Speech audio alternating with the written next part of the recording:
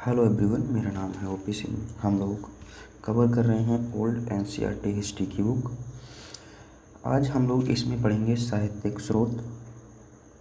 साहित्यिक स्रोतों से हमें किस प्रकार से सहायता मिलती है अपने इतिहास को जानने की बारे में।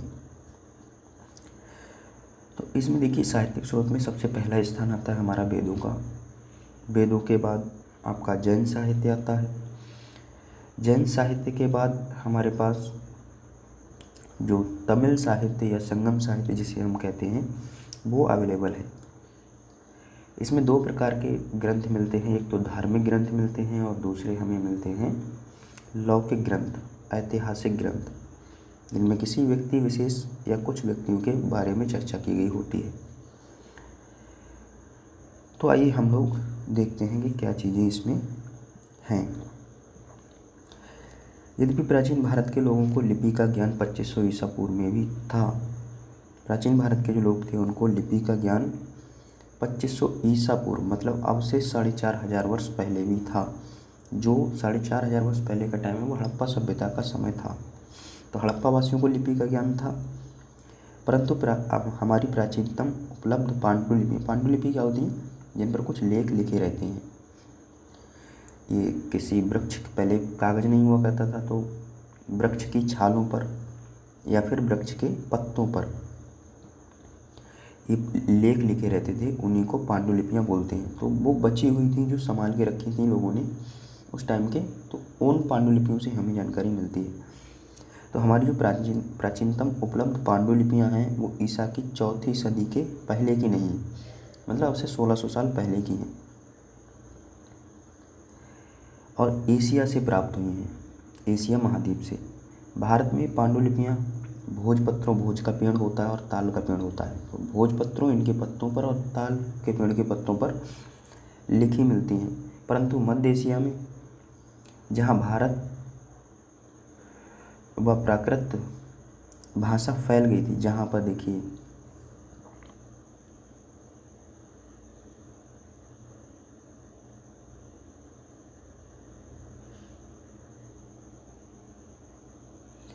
मध्य एशिया में प्राकृत भाषा में लिखी हुई मिलती हैं। मध्य एशिया का हिस्सा कौन सा है आपका, चाइना वाला जो हिस्सा है, और बाकी पाकिस्तान, अफ़गानिस्तान के कुछ देश हैं, तो ये मध्य एशिया में आ जाते हैं।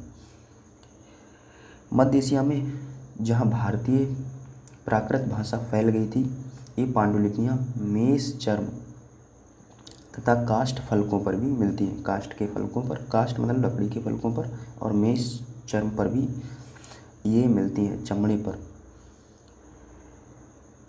इन्हें हम भले ही अभिलेख कह दें, परंतु ये एक प्रकार की पांडुलिपियाँ ही हैं।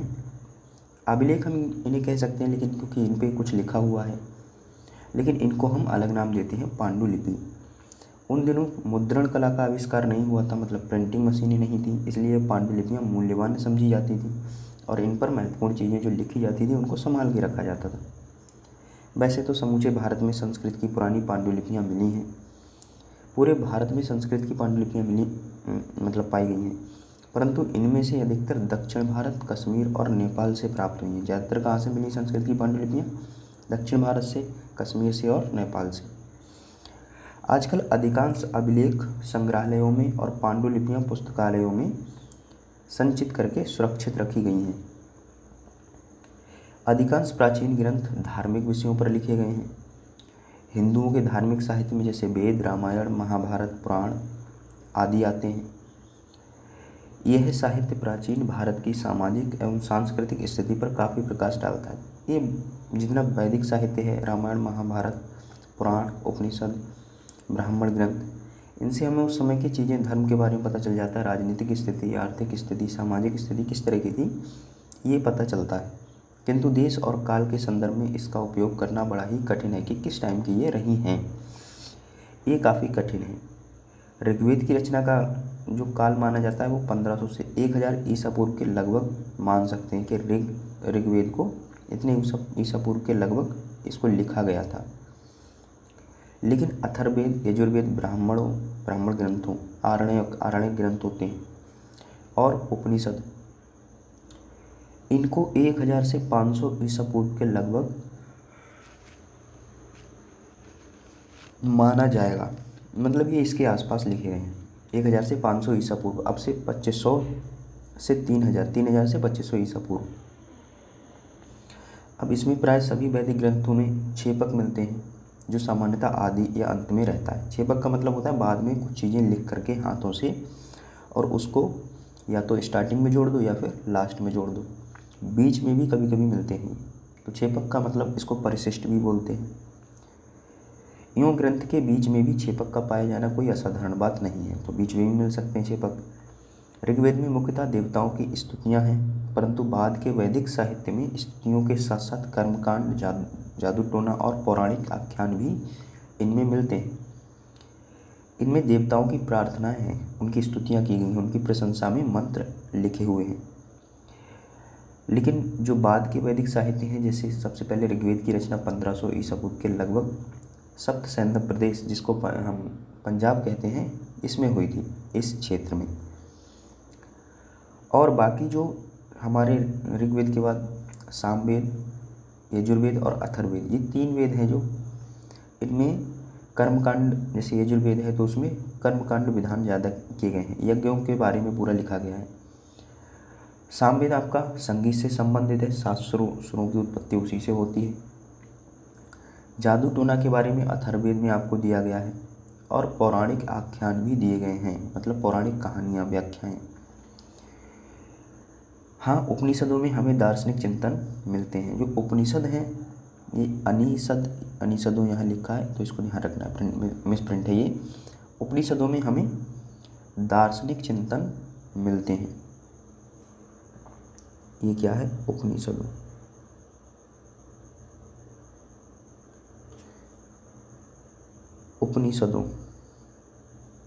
उपनिषदों में हमें क्या मिलते हैं?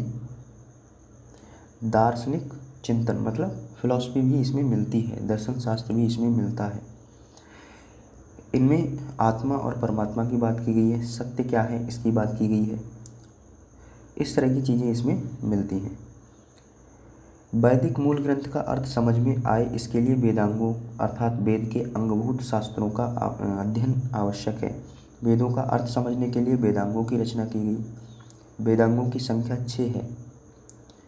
इसमें शिक्षा का मतलब होता है उच्चारण विधि, किस तरह से किसी चीज़ को प्रोनाउंस करेंगे हम, उच्चारण कैसे करेंगे उसका। दूसरा है कल्प मतलब कर्मकांडी जो विधान हैं उनको किस तरह से करना है, मंत्रोच्चारण उनका कैसे करना है। फिर व्याकरण के बिना हम किसी चीज़ को, किसी भाषा को नहीं समझ सकते। उसके बाद निरुक्त भाषा विज्ञान है, भाषा की समझ, भाषा को कैसे समझना है, क्या करना है, तो वो निरुक्त विज्ञान है। फिर छंद, और उसके बाद में छंद में पिंगल एक व्यक्ति हुए हैं, पिंगल का छंद शास्त्र काफ़ी प्रसिद्ध है। फिर ज्योतिष शास्त्र, ज्योतिष भी पढ़ना जरूरी है वेदों को समझने के लिए। तो ये 6 हैं, क्या हैं? वेदांग, शिक्षा, कल्प, व्याकरण, निरुक्त, छंद और शिक्षा, कल्प, व्याकरण, निरुक्त, छंद और ज्योतिष। ज्योतिष शास्त्र के जो प्राचीनतम आचार्य हैं वो हैं लगध मुनि। लगध मुनि ने ज्योतिष शास्त्र की रचना की थी। इनमें से प्रत्येक शास्त्र के चतुर्दिक प्रचुर साहित्य विकसित हुए हैं। अब ये जो मुख्य साहित्य है, तो इन पर बहुत सारी टीकाएं लिखी गई हैं, बहुत सारी व्याख्याएं लिखी गई हैं, है ना। तो इस तरह से उनको इजी करके लोगों ने अपने शब्दों में व्यक्त किया है, अपने अपने हिसाब से। तो बहुत सारा साहित्य हो गया इस तरह से। ये साहित्य गद्य में नियम रूप में लिखा। अच्छा, ये जो साहित्य है, ये जो वेदांग हैं, इनको गद्य में लिखा गया है और ये नियम रूप में लिखा गया है, मतलब नियम टाइप के दिए गए हैं कि किस तरह से क्या चीज़ें करनी है। संक्षिप्त होने के कारण ये नियम सूत्र कहलाते हैं। अब ये संक्षिप्त होने के कारण मतलब सूत्र, जैसे जो अदर साहित्य विकसित हुआ है उनमें स्मृति हो गए, धार्मिक ग्रंथ हो गए, स्मृतियाँ हो गई आपके, और सूत्र हो गए, धर्म सूत्र जिन्हें हम कहते हैं। तो धर्म सूत्र क्या है? नियम के रूप में लिखे गए हैं। इनको सूत्र इसलिए कहते हैं क्योंकि ये बहुत ही, जैसे सूत्र का मतलब होता है कि बड़ी बात को कम शब्दों में कह देना। तो ये इसमें कुछ ज़्यादा चीज़ें लिखी गई, लेकिन कम से कम शब्दों में लिखी गई हैं और नियम के रूप में लिखी गई हैं, जैसे कि वो नियम हो कुछ। तो इसलिए इनको धर्म सूत्र या सूत्र कहते हैं। सूत्र लेखन का सबसे विख्यात उदाहरण है पाणिनि का व्याकरण ग्रंथ। पाणिनि ने अभी जो हमने 6 वेदांग पढ़े थे, वेदांग, उनमें एक था व्याकरण। तो व्याकरण जो ग्रंथ है वो सबसे जो प्रसिद्ध ग्रंथ माना जाता है वो है आपका पाणिनि का लिखा हुआ, ऋषि पाणिनि थे, उनका लिखा हुआ है अष्टाध्यायी। इन्होंने व्याकरण पर पूरा ये ग्रंथ लिखा है। आज भी इसको पढ़ा जाता है, वेद शास्त्र पढ़ने वाले या तो पढ़ने वाले लोग हैं, पाठक हैं, वो इसको पढ़ते हैं। और ये 400 ईसा पूर्व के आसपास लिखा गया ग्रंथ है, अब से 2424 साल पहले। व्याकरण के नियमों का उदाहरण देने के क्रम में पाणिनि ने अपने समय के समाज, अर्थव्यवस्था, संस्कृति पर अमूल्य प्रकाश डाला है। इन्होंने जो व्याकरण के नियम दिए हैं उनमें जो उदाहरण दिए हैं, उदाहरणों में इन्होंने उस समय के समाज का भी जिक्र किया है, उस समय की अर्थव्यवस्था कैसी थी और कल्चर कैसी थी, संस्कृति कैसी थी, इसके बारे में भी बताया है बीच बीच में। महाभारत, रामायण और प्रमुख पुराणों का अंतिम रूप से संकलन 400 ईस्वी के आसपास हुआ प्रतीत होता है। महाभारत है, रामायण है और ये पुराण है जो 18, इन सब का संकलन मतलब इन सब का रचना काल जो माना जाता है वो 400 ईस्वी के आसपास, मतलब अब से 1624 साल पहले हुआ है। विश्व की जो सबसे प्राचीनतम रचना मानी जाती है वो ऋग्वेद माना जाता है। इनमें महाभारत जो व्यास की कृति माना जाता है, महाभारत किसकी रचना है? महर्षि वेद व्यास की। संभवतः 10वीं सदी ईसा पूर्व से 4वीं सदी ईस्वी तक की स्थिति का आभास देता है। 10वीं सदी ईसा पूर्व से 3000, अब से 3000 साल पहले से लेकर के 4वीं सदी ईस्वी तक, मतलब लगभग 3000 साल पहले से लेकर के चले आओ, कम करते चले आओ तो 1400 सालों तक का जो इतना लंबा टाइम पीरियड है, उस समय की क्या स्थिति थी, उस समय का इतिहास किस तरह का रहा है, उसकी जानकारी देता है महाभारत। पहले इसमें केवल 8800 श्लोक थे। जब ये शुरू में लिखा गया था तो इसमें श्लोक कितने थे? 8800। और इसका नाम था जय या फिर जय संहिता इसको कहा जाता था। इसका अर्थ होता है विजय संबंधी ग्रंथ। बाद में ये बढ़कर 24,000 श्लोक हो गए। श्लोकों की संख्या बढ़ाते गए हैं लोग, तो बाद में श्लोक कितने हो गए? 24,000। और इसका नाम भारत पड़ गया, क्योंकि भरत के वंशजों की कथा थी ये, इस वजह से इसका नाम भारत पड़ा। ये जो भरत है ये वैदिक जन है, वैदिक जन वेदों में इनका उल्लेख मिलता है, तो इस वजह से वैदिक जन भारत के वंशजों की कथा होने के कारण इसको भारत कहा गया। अंततः इसमें श्लोक 1,00,000 हो गए।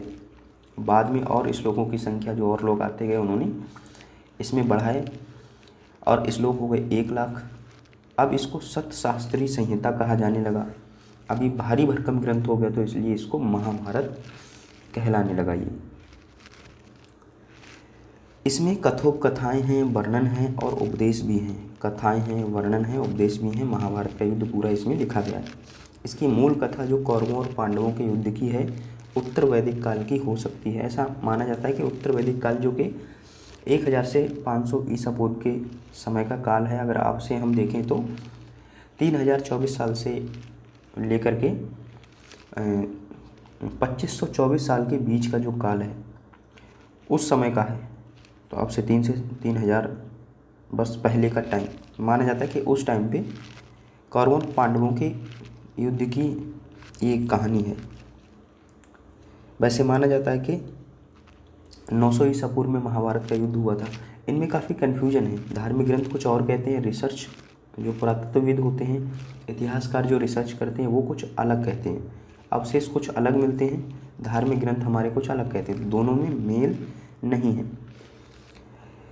इसके विवरणात्मक अंश का उपयोग वेदोत्तर काल के संदर्भ में किया जा सकता है। अब इसमें जो विवरण दिए हैं तो वेदों के बाद जो कैसा टाइम रहा उसके बारे में हमें कुछ जानकारी मिल सकती है। और उपदेशात्मक अंश का सामान्यतः मौर्योत्तर काल और गुप्त काल के संदर्भ में।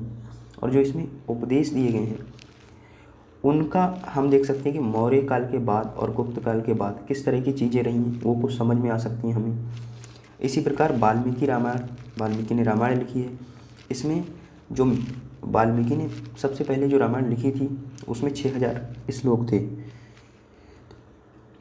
बाद में वो 12000 हो गए, उनमें संख्या और श्लोक जोड़ दिए गए, लोग आए उन्होंने और जोड़े, और बाद में वो 24000 हो गए श्लोक। तो 24000 श्लोक मिलते हैं अब, और पहले मूल जो बुक है उसमें 6000 श्लोक हैं। वाल्मीकि रामायण संस्कृत में लिखी गई है। यद्यपि ये महाकाव्य महाभारत की अपेक्षा अधिक ठोस माना जाता है जानकारी के हिसाब से, कि इसमें ज़्यादा ठोस जानकारी है, तथापि इसमें भी कुछ ऐसे उपदेशात्मक भाग हैं जो बाद में जोड़ दिए गए हैं, लेकिन इसमें भी छेपक मिलते हैं, यह परिशिष्ट जिन्हें हम कहते हैं, जिनको बाद में जोड़ा गया, तभी तो श्लोक इतने हो गए जिन पर हम विश्वास कम कर सकते हैं। इसकी रचना संभवतः ईसा पूर्व 5वीं सदी में शुरू हुई थी। वाल्मीकि रामायण की रचना ईसा पूर्व 5वीं सदी, तो ईसवी सन कितनी चल रही है 2024, मतलब 5वीं सदी का मतलब 500 वर्ष पहले, मतलब अब से 2524 वर्ष पहले वाल्मीकि रामायण की रचना शुरू हुई थी, ऐसा माना जाता है। तब से ये 5 अवस्थाओं से गुजर चुकी है और इसकी 5वीं अवस्था तो ईसा की 12वीं सदी में आई है। तब से 5वीं अवस्था में गुजर चुकी है, मतलब इसमें फिर लोग आए, उन्होंने कुछ जोड़ा इसमें, फिर दूसरी स्टेज में फिर दोबारा से कुछ लोग आए, उन्होंने कुछ जोड़ा, तो इस तरह से 1200 ईस्वी में इसकी 5वीं अवस्था से ये गुजरी, मतलब 5वीं बार इसमें चीज़ें ऐड कर दी गई 1200 ईस्वी के आसपास। मिला जुलाकर इसकी रचना महाभारत के बाद हुई प्रतीत होती है। महाभारत जो ग्रंथ है उसकी रचना के बाद इसकी रचना हुई। अब इसमें देखिए रचना बाद में हुई, लेकिन श्री कृष्ण से पहले राम हुए, तो वाल्मीकि पहले हुए, तो पहले रचना होनी चाहिए थी। अब यहाँ दिखा रहे हैं कि बाद में रचना हुई, तो काफ़ी कन्फ्यूजन है इसमें। वैदिक काल के बाद का जो कांड है वो साहित्यिक, वैदिक काल के बाद कर्मकांड साहित्य की भरमार मिलती है। वैदिक काल के बाद में कर्मकांड साहित्य बहुतायत में मिलता है। कर्मकांड यज्ञ करो, उनमें बलि का विधान, ये विधान वो विधान, वैसे इसका जो बेसिक मीनिंग है वो आज के साइंस में कुछ और ही लिया जाता है। यज्ञ करने से हमें ये फ़ायदे नहीं होते, यज्ञ में बलि वगैरह नहीं दी जाती, यज्ञ में आहुतियाँ दी जाती हैं, जो विभिन्न प्रकार की जड़ी बूटियाँ होती हैं उसमें, सामग्री जिसे हम बोलते हैं, वो सारी चीज़ें मिक्स करके उसमें शुद्ध देसी घी, ये सारी चीज़ें मिक्स करके जब हम आहुतियाँ देते हैं, और उसमें पीपल, आम या जो अच्छे वृक्ष माने जाते हैं जो वायु को शुद्ध करते हैं, तो उससे वायु शुद्ध होती है, वर्षा होती है, वायु के कीटाणु नष्ट होते हैं, ये लाभ हैं इसके, उसके साइंटिफिक बेनिफिट्स हैं। लेकिन यहाँ हम कर्मकांड को जब ही ज़्यादा चीज़ें बढ़ गई थी, दान दक्षिणा ज़्यादा बढ़ गई, ब्राह्मण दान दक्षिणा ज़्यादा लेने लग गए, ज़्यादा चीज़ें उन्होंने इसमें शुरू कर दी, तो फिर ये पाखंड में बदल गया। लेकिन इसका जो वास्तविक अर्थ है वो यही है, और वो आज भी चल रहा है। तो हमको वो चीज़ें समझनी है, और बाकी ये कर्मकांड जो हम लोग कहते हैं इनको छोड़ना है। वास्तविक चीज़ क्या है उसको समझना है। राजाओं के द्वारा और कुलीन उच्च वर्णों के धनाढ़ पुरुषों द्वारा अनुष्ठेय सार्वजनिक यज्ञों के विधि विधान स्रोत सूत्रों में दिए गए हैं। स्रोत सूत्र हैं जो लिखे गए हैं, इनमें जो धनी लोग होते थे, राजा होते थे, ये यज्ञ करते थे, तो उनके विधि विधान दिए गए हैं कि कैसे क्या किया जाता है, और इन्हीं में राज्याभिषेक के कई आडंबरपूर्ण अनुष्ठान भी दिए गए हैं। आडंबरपूर्ण अनुष्ठान, राज्याभिषेक होता है तो उसमें आपने देखा होगा, जैसे सीरियल आते हैं, चंद्रगुप्त मौर्य हो गया, महाराणा प्रताप, ये सीरियल में आपने देखा होगा कि उनको घी से, तेल से, हल्दी से, पता नहीं कि चंदन से उनको नहलाया जाता है, फिर उनको मुकुट वगैरह पहनाया जाता है। तो ये धार्मिक अनुष्ठान है। ये क्या है? राज्याभिषेक इसको बोलते हैं। तो ये कहते हैं कि ये आडंबरपूर्ण है आज के सेंस में हम लोग। इसी तरह जातक कर्म, जात कर्म क्या है? जैसे कि जन्मानुष्ठान हो गया, जन्म के समय जो अनुष्ठान होता है उसको जात कर्म बोलते हैं। फिर नामकरण संस्कार होता है, फिर उपनयन संस्कार, बच्चे को 8-10 साल का हो जाता है, फिर उसको उपनयन संस्कार मतलब सिर मुड़वा के उसको क्या करते हैं, उसको जनेऊ वगैरह पहनाते हैं।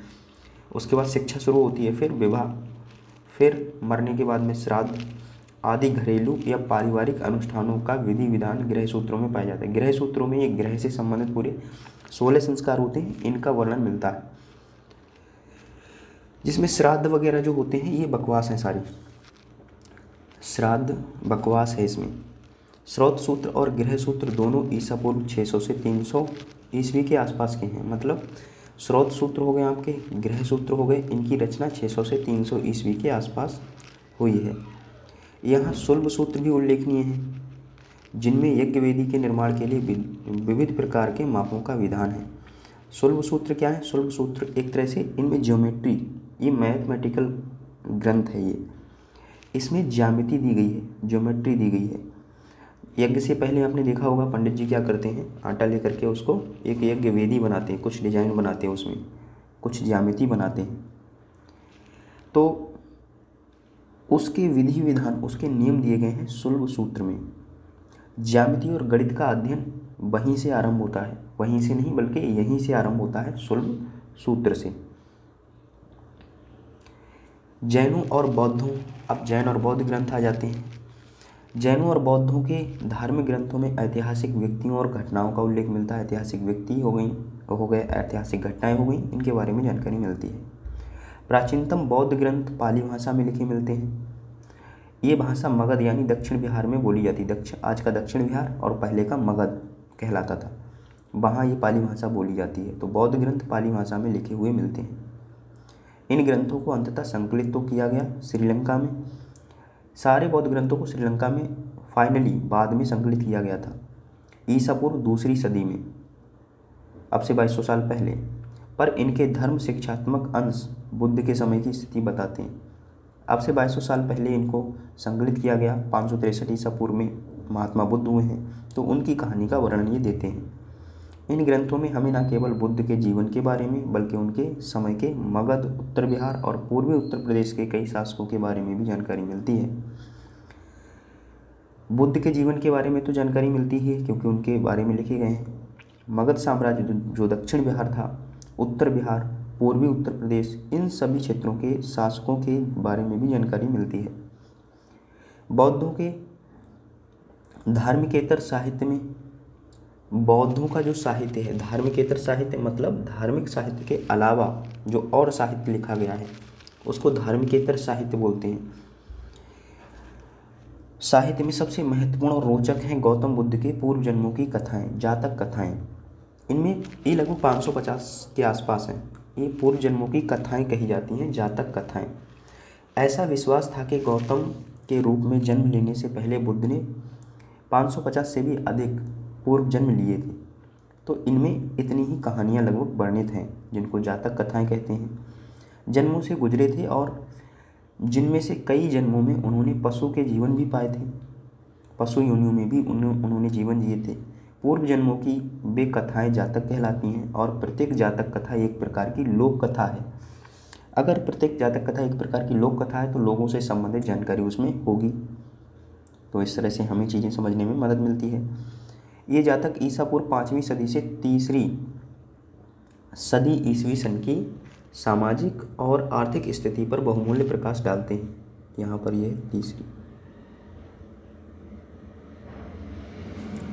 ये जातक कथाएं जो हैं वो ईसा पूर्व 5वीं सदी से लेकर के 3री सदी ईसवी सन तक की, 5वीं से 3री मतलब लगभग 800 वर्षों के काल के बारे में, इस समय सामाजिक स्थिति कैसी थी, आर्थिक स्थिति कैसी थी, इस पर हमें जानकारी देते हैं। प्रसंगवश ये कथाएं बुद्धकालीन राजनीतिक घटनाओं की भी जानकारी देती हैं और चूँकि इनमें प्रसंग दिए गए हैं तो बुद्ध के समय की राजनीतिक घटनाएं भी मिलती हैं। जैन ग्रंथों की रचना, बौद्ध के बाद जैन धर्म आता है। जैन ग्रंथों की रचना प्राकृत भाषा में हुई थी। पाली ग्रंथ पाली भाषा में लिखे गए हैं। बौद्ध साहित्य पाली भाषा में लिखा गया है। जैन साहित्य प्राकृत भाषा में लिखा गया है। ये प्राकृत वही भाषा है जो कि अशोक के समय की भाषा है। ईसा की 6ठी सदी में गुजरात के बल्लभी नगर में इन्हें अंतिम रूप से संकलित किया गया। ईसा की 6ठी सदी में, अब से 1400 साल पहले, इन सभी जैन ग्रंथों को संकलित किया गया, मतलब बुक के रूप में इनको फॉर्मेट बना के बुक बना दी गई गुजरात के बल्लभी नगर में।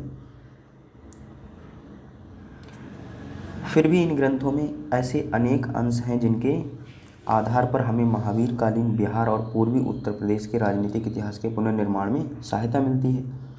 जैन ग्रंथों में व्यापार और व्यापारियों के उल्लेख बार बार मिलते हैं। लौकिक साहित्य आता है, फिर लौकिक साहित्य भी प्रचुर मात्रा में उपलब्ध है। मतलब लोगों के बारे में लिखा गया है।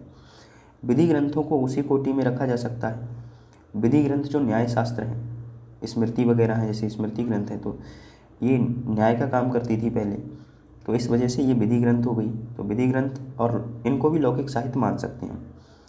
उन ग्रंथों में धर्मसूत्र, स्मृतियाँ और टीकाएँ आती हैं और इन तीनों को मिलाकर धर्मशास्त्र कहा जाता है। धर्मसूत्र हो गए, स्मृतियाँ और टीकाएँ। धर्मसूत्रों का संकलन 500 से 200 ईसा पूर्व में लगभग हुआ है। मुख्य स्मृतियाँ ईसा की आरंभिक 6 सदियों में संहिताबद्ध की गई, मतलब इनको बुक के फॉर्म में कन्वर्ट किया गया। ईसा की आरंभिक 6 सदियों में मतलब 600 ईस्वी तक इनको बुक के रूप में फॉर्मेट इनका बना लिया गया था। इनमें विभिन्न वर्णों, 4 वर्ण, ब्राह्मण, क्षत्रिय, वैश्य और शूद्र, और राजाओं और पदाधिकारियों के कर्तव्यों का विधान किया गया है। जैसे मनुस्मृति है, चारों वर्णों के अलग अलग नियम, राजाओं के लिए, पदाधिकारियों के लिए, सबके कर्तव्यों का संग्रह है इसमें। इनमें संपत्ति के अर्जन, विक्रय, उत्तराधिकार के नियम सहित विवाह के विधान भी दिए गए हैं तथा चोरी, हमला, हत्या, व्यभिचार आदि के लिए दंड विधान भी किया गया है इसमें। कौटिल्य का अर्थशास्त्र अत्यंत महत्वपूर्ण विधि ग्रंथ माना जाता है। ये राजनीति शास्त्र भी है और ये अर्थशास्त्र भी है, सबसे पुराना।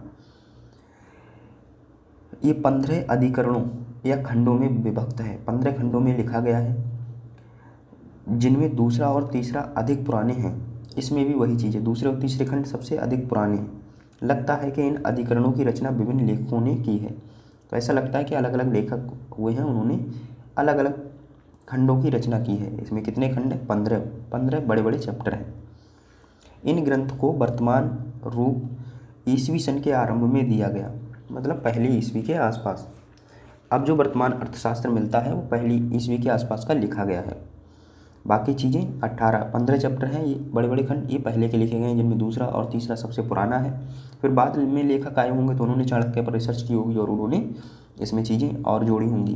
तो इस तरह से आज 15 चैप्टर मिलते हैं, इसमें 15 खंड मिलते हैं, जिनको ईसवी सन के आरंभ में इनको क्या है, लिखा गया, बुक के रूप में तैयार किया गया। परंतु इसके जो प्राचीनतम साक्ष्य हैं वो कब के हैं? वो 384 ईसा पूर्व के हैं। अब यहाँ आप देख लीजिए इसे।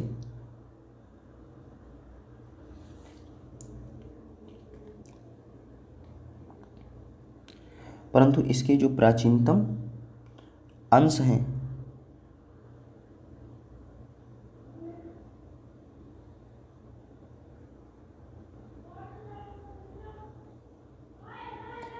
वो मौर्यकालीन समाज और अर्थतंत्र की झलक देते हैं। ये मौर्यकालीन समाज क्या है? मौर्यकालीन समाज क्या है? ये इस ग्रंथ को वर्तमान रूप ईसवी सन के आरंभ में दिया गया, परंतु इसके जो प्राचीनतम अंश हैं वो मौर्यकालीन समाज और अर्थतंत्र की झलक देते हैं। तो ये 323 ईसा पूर्व से 184 ईसा पूर्व का जो काल रहा वो मौर्य वंश था, मौर्य काल था, वो मौर्यों का शासन था। इसमें चंद्रगुप्त पहला शासक हुआ, दूसरा इसमें बिंदुसार हुआ उसका पुत्र, फिर उसके बाद में उसका पुत्र हुआ अशोक। तो इस तरह से चीज़ें रहीं। तो इसके समय चाणक्य थे, तो इनके बारे में जानकारी हमें मिलती है। इसमें प्राचीन भारतीय राजतंत्र और अर्थव्यवस्था के अध्ययन के लिए महत्वपूर्ण सामग्री मिलती है इसमें। फिर इसके बाद भास, शूद्रक, कालिदास, बाणभट्ट, इन्होंने अपनी रचनाएं लिखी हैं। इनका साहित्य मूल्य तो है ही, मतलब साहित्यिक मूल्य तो इनका है ही। इनके द्वारा लिखी गई रचनाएं हैं जो भास, जैसे महाकवि कालिदास ने लिखा है अभिज्ञान शकुंतलम। इन लेखकों के अपने अपने समय की स्थितियाँ भी प्रतिबिंबित होती हैं, उस समय का समाज कैसा था वो भी पता चलता है। कालिदास ने काव्य और नाटक लिखे, जिनमें सबसे प्रसिद्ध है अभिज्ञान शकुंतलम। इन महान सृजनात्मक कृतियों में गुप्तकालीन उत्तरी और मध्य भारत के सामाजिक और सांस्कृतिक जीवन के बारे में जानकारी मिलती है। इन संस्कृत स्रोतों के अलावा कुछ प्राचीनतम तमिल ग्रंथ भी हैं जो संगम साहित्य में संकलित हैं। संगम साहित्य कहा जाता है तमिल ग्रंथों को। राजाओं द्वारा संरक्षित विद्या केंद्रों में एकत्र होकर कवियों और भाट होने कहते हैं जो राजाओं के अलग अलग भाट होते हैं, अलग अलग राजाओं के, और वो उनके गुणगान करते हैं। उनके दरबारों में गाते हैं, समाज के बीच गाते हैं, जाके राजाओं के बारे में बताते हैं, उनके वंशावलियों के बारे में बताते हैं, उनको हम भाट कहते हैं। कवियों और भाटों ने 3-4 सदियों में इस साहित्य का सृजन किया था। ऐसी साहित्यिक सभा को संगम कहते थे, जिसमें कवि और भाट इकट्ठे होते थे। ऐसी सभाओं में जहाँ राजाओं के द्वारा संरक्षित होती नहीं ये सभाएं, तो वहाँ इनकी रचना हुई। इसी को इसलिए संगम साहित्य कहते हैं, क्योंकि सब लोगों के संगम के द्वारा इनकी रचना हुई, इसलिए समूचा साहित्य संगम साहित्य के नाम से प्रसिद्ध हुआ। कहा जाता है कि इन कृतियों का संकलन ईसा की आरंभिक 4 सदियों में हुआ। ईसा की आरंभिक 4 सदियों में, 1 ईस्वी से लेकर के 400 ईस्वी के दौरान। लेकिन हालांकि इनका अंतिम संकलन जो हुआ है वो 6ठी सदी ईस्वी में हुआ है, मतलब 600 ईस्वी के आसपास। संगम साहित्य के पद 30,000 पंक्तियों में मिलते हैं, जो 8 ऐट्टेतोक्के अर्थात संकलनों में हैं। 8 संकलन, ऐट्टेतोक्के का अर्थ क्या है, तमिल लैंग्वेज है, तो इसमें इसका मतलब होता है संकलन। 30,000 पंक्तियों में संकलित मिलते हैं संगम साहित्य के पद, या हम कहें कि विभक्त हैं। पद 100 के समूह में संग्रहित हैं। फिर एक पद को 100 भागों में डिवाइड किया है, 100 समूह में। जैसे पुन्नानुरू है, जो कि 12 के 4 शतक इसमें मिलते हैं आदि। मुख्य समूह 2 हैं, पटिनेडिकल, पट्टिनेनकील, कड़क्कू। ये जो लैंग्वेज है तमिल है। 18 निम्न संग्रह हैं इसमें, और पद पाठ इसमें 10 गीत हैं। पहला दूसरे से पुराना माना जाता है, इसलिए लौकिक इतिहास के लिए महत्वपूर्ण समझा जाता है। जो पुन्नानुरू है वो पहला क्या है, पहला ग्रंथ है इसमें पुन्नानुरू, तो ये ज़्यादा पुराना माना जाता है और लौकिक इतिहास के लिए महत्वपूर्ण है, मतलब लोगों के बारे में ज़्यादा जानकारी है इसमें, तो हमें इतिहास जानने के लिए ये महत्वपूर्ण है। संगम ग्रंथ बहुस्तरीय हैं, परंतु संप्रति शैली और विषय वस्तु के आधार पर उनका स्तर निर्धारण नहीं किया जा सकता। जैसा कि आगे बताया गया है कि इनके स्तरों का पता सामाजिक विकास की अवस्थाओं के आधार पर ही लगाया जा सकता है। सामाजिक विकास के आधार पर हम ये जान सकते हैं कि कब की चीज़ें रही होंगी। संगम ग्रंथ कैसे हैं, बहुस्तरीय हैं, इनमें विविधता है, इनमें बहुत सारी चीज़ों को लिखा गया, गीत भी हैं, कविताएं भी हैं, लौकिक साहित्य भी इनमें शामिल किया गया है, लेकिन विषय वस्तु के आधार पर इनका निर्धारण करना कठिन है। संगम ग्रंथ वैदिक ग्रंथ से, खासकर ऋग्वेद से भिन्न प्रकार के हैं, ऋग्वेद से बिल्कुल अलग हैं ये धार्मिक ग्रंथ नहीं है। इनके ये 2 बार आ गया ना यहाँ, मतलब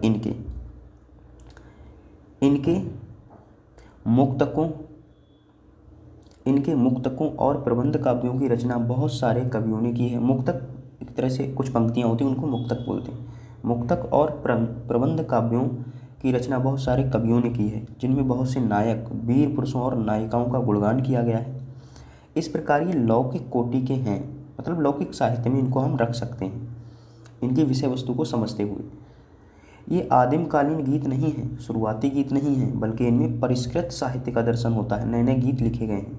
अनेक काव्यों में योद्धा, सामंत या राजा का नामतः उल्लेख, नाम सहित उल्लेख करके उनके वीरतापूर्ण कार्यों का सविस्तार वर्णन किया गया है। उसके द्वारा भाटों को दिए गए दानों की प्रशंसा की गई है। जो राजाओं ने भाटों को जो दान दिए हैं उसकी प्रशंसा की गई है इस साहित्य में। ये काव्य दरबारों में पढ़े जाते होंगे। ये काव्य कैसे हो रहे होंगे, दरबारों में पढ़े जाते रहे होंगे। इनकी तुलना होमर युग के वीर गाथा काव्यों से की जा सकती है। उसके ग्रंथ भी कुछ इसी तरह के हैं, क्योंकि इनमें भी युद्धों और योद्धाओं के वीर युग का चित्रण मिलता है। होमर युग के वीर गाथा काव्यों में इन ग्रंथों का उपयोग ऐतिहासिक प्रयोजन से करना आसान तो नहीं है, क्योंकि इनमें प्रशंसा अतिशयोक्ति में मिल सकती है, ज़्यादा ही प्रशंसा मिल सकती है। शायद इन काव्यों में उल्लिखित व्यक्तिवाचक नाम, उपाधि, वंश, क्षेत्र, युद्ध आदि आंशिक रूप से ही यथार्थ हों, क्योंकि हम किसी की तारीफ़ करते हैं तो बड़ा चढ़ा के करते हैं। अब राजाओं की तारीफ़ ही की जा सकती है, उनकी बुराई नहीं कर सकते उनके सामने आप, नहीं तो सीधे सजाए मौत मिलेगी वहाँ पर। संगम ग्रंथों में उल्लिखित चेर राजाओं के नाम दानकर्ता के रूप में ईसा की 1ली और 2री सदी के दान पत्रों में भी आए हैं। संगम ग्रंथों में जो नाम है वो चेर राजाओं के नाम की बात हो रही है। और भी राजाओं के नाम है, चेर, चालुक्य, पांड्य, लेकिन चेर राजाओं के जो नाम है वो दानकर्ता के रूप में ईसा की 1ली और 2री सदी के दान पत्रों में मिलते हैं। ईसा की 1ली और 2री सदी के मतलब 100-200 ईस्वी के आसपास के जो दान पत्र हैं उनमें चेर राजाओं के नाम मिलते हैं दानकर्ता के रूप में। संगम ग्रंथों में बहुत से नगरों का उल्लेख मिलता है। इनमें उल्लिखित कावेरी पट्टनम का समृद्धिपूर्ण अस्तित्व पुरातात्विक साक्ष्य से समर्थित है। संगम साहित्य में कई नगरों का जिक्र मिलता है, लेकिन जो कावेरी पट्टनम है ये पुरातात्विक स्रोतों के आधार पर भी सत्य सिद्ध हुआ है कि उस टाइम पे कावेरी पट्टनम अच्छा समृद्धशाली नगर था। इनमें यह भी बताया गया है कि यवन लोग अपने अपने पोतों पर आते सोना देकर गोल मिर्च काली मिर्च को ले जाते थे। वो वहाँ से सोना भारत लेके आते थे और सोने से काली मिर्च को ले जाते थे और स्थानीय लोगों को सुरा और दासियाँ पहुँचाते थे। स्थानीय लोगों को सोना लेकर के आते थे, दासियाँ लेकर के आते थे और शराब, सुरा मतलब शराब भी ये लेकर के आते थे। और बदले में क्या ले जाते थे? यहाँ के मसाले, जिसमें गोल मिर्च या काली मिर्च ज़्यादा महत्वपूर्ण थी। यह व्यापार हम केवल लैटिन और ग्रीक लेखों से ही नहीं, लैटिन या ग्रीक लेख मतलब उनके ऐतिहासिक ग्रंथों से ही हमें नहीं पता चलता, बल्कि पुरातात्विक साक्ष्यों से भी ये हमें प्रमाणित हुआ है। ईसा की आरंभिक सदियों में प्रायद्वीपीय तमिलनाडु के लोगों के सामाजिक, आर्थिक और राजनीतिक जीवन के अध्ययन के लिए संगम साहित्य हमारा एकमात्र प्रमुख स्रोत है। कि ईसा की आरंभिक सदियों में जब ईसवी सन शुरू हुआ तो उसके समय तमिलनाडु के आसपास का जो एरिया है वहाँ का सामाजिक, आर्थिक और राजनीतिक जीवन कैसा था, तो उसके लिए केवल एकमात्र स्रोत हमारे पास क्या है? संगम साहित्य। दूसरा पुरातात्विक साक्ष्य से हम केवल उसको क्या कर सकते हैं? समझने का प्रयास कर सकते हैं। व्यापार और वाणिज्य के बारे में इससे जो जानकारी मिलती है उसकी विदेशी विवरणों और पुरातात्विक प्रमाणों से भी पुष्टि होती है। विदेशों में भी वही बातें मिलती हैं जो हमारे भारतीय ग्रंथों में मिलती हैं व्यापार और वाणिज्य के बारे में, तो ये सिद्ध हो जाता है। इसके बाद तीसरा जो स्रोत है, देखिए सबसे पहला स्रोत प्रथम हमने भौतिक अवशेष कैसे प्राप्त किए जाते हैं, उसके बाद में फिर हमने देखा कि धार्मिक साहित्य हमारा हो गया है ना। अब उसके बाद में विदेशियों का विवरण, सिक्के, अभिलेख, धार्मिक साहित्य। अब विदेशी विवरण, विदेशी जो लोग हमारे यहाँ आए उन्होंने कुछ ग्रंथ लिख छोड़े हैं, तो उनसे हमें भारतीय इतिहास के बारे में क्या जानकारी मिलती है वो इसमें हम लोग कवर करेंगे। और ये हमारा रहेगा नेक्स्ट क्लास में विदेशियों का विवरण। तो मिलते हैं हम लोग नेक्स्ट क्लास में। बाय सभी के लिए।